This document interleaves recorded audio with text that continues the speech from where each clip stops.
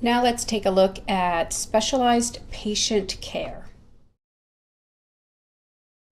First, we're going to talk about elderly. The reason why they're difficult is their illnesses are more dangerous.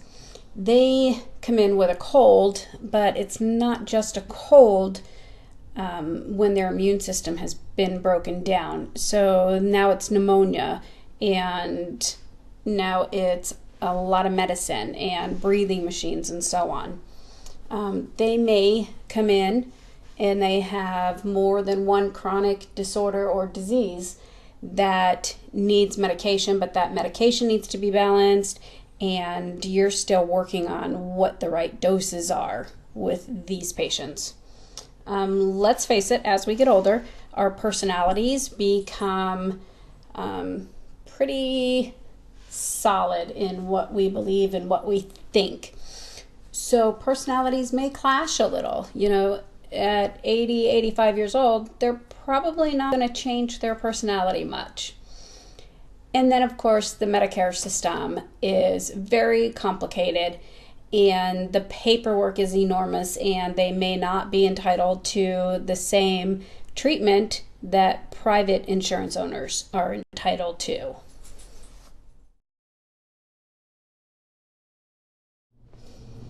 There are over 600 diseases that fit into neurological disorders. It is a challenge or a problem with the brain and spine and the nervous system. There is treatment for some, but there's no cure. And some are very common, some are not common. There's some that are let's say fatigue, pain, sleeping disorders, memory or concentration problems, blackouts and attacks, panic attacks, jerking and twitching, muscle weakness, and so on. Some of the ones that you probably have heard of that are pretty scary are ALS, multiple sclerosis, Parkinson's disease, a stroke, and epilepsy. So individuals that have one of these disorders, may need extra time. They may need you to help them hold on to something or kind of listen carefully if their speech is slurred.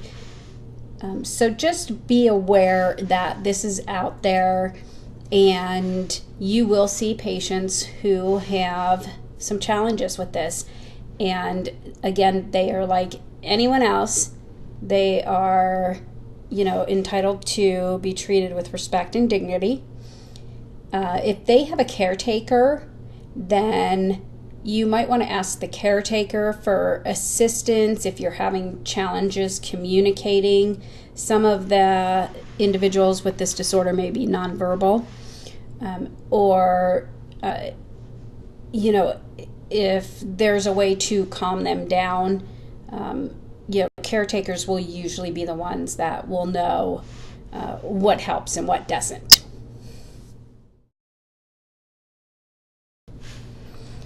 So spinal cord injuries are devastating to people. 1 minute they're independent and living their life, and the next minute some trauma happens that damages the major column of nerve tissue in their spinal column. So this can cause paralysis in specific areas of the body, such as the hands or feet, but normally we would think of paralysis as either lower extremities, which is a paraplegic, or the entire body from the neck down, which is a quadriplegic. So it makes it difficult for them to get around, especially if they're quadriplegic and they're in their wheelchair and they have the breathing machine, and they would have somebody with them at all times to help them. They probably would not be able to communicate to you, but the caretaker should be able to interpret or tell you what's going on. As for somebody with just lower extremities, remember that this is a spinal cord injury and not a brain injury. So they're as intellectual as they ever were. They're able to be very coherent. So treat the reason that they come in, their illness, they have a cold, respectfully, with concern and compassion, but don't treat them as if they have anything wrong with them. They're perfectly normal.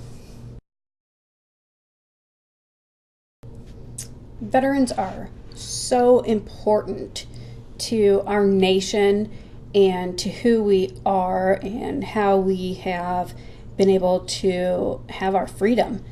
And a lot of sacrifices have been made by those who choose to join the military. So when they come in, they may have challenges with PTSD, with homelessness, a number of things.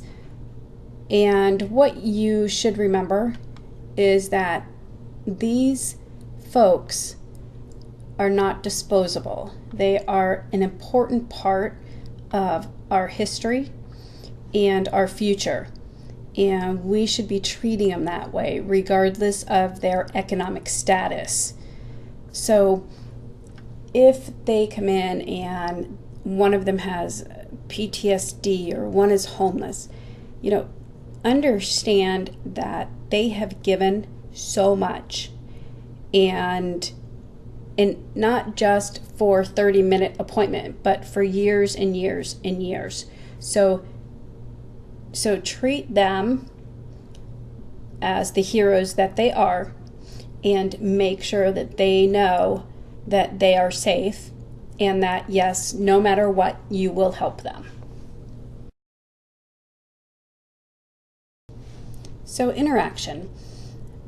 Listening to the patient in any situation is important. Make sure that you maintain eye contact and don't shy away because they're different, or you're afraid to look at them because you don't want to hurt their feelings. You won't hurt their feelings by looking at them. Their disability is not who they are. It is merely what they have. So you should treat them that way. You should have a sense of humor with them because, trust me, they have a sense of humor themselves. And do not assume that you know more about the situation than the patient or the parents do. And don't be afraid to ask questions. It's okay. Most people would rather you ask questions than just stare at them or ignore them altogether and turn away.